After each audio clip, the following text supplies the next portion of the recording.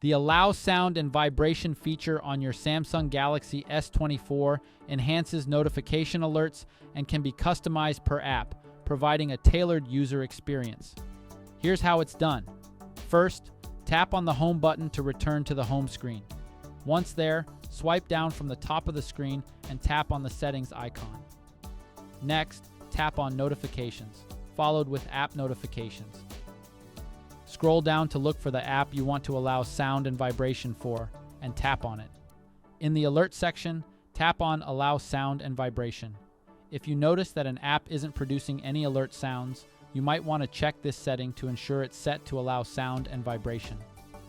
Once you've made the necessary adjustments, you can tap on the back key to return to your app settings or tap on the home button to go back to the home screen. And that's it. That's how you can adjust the app notification alert settings on your Galaxy S24. Thank you for watching this video. Don't forget to subscribe to our channel for more helpful tutorials.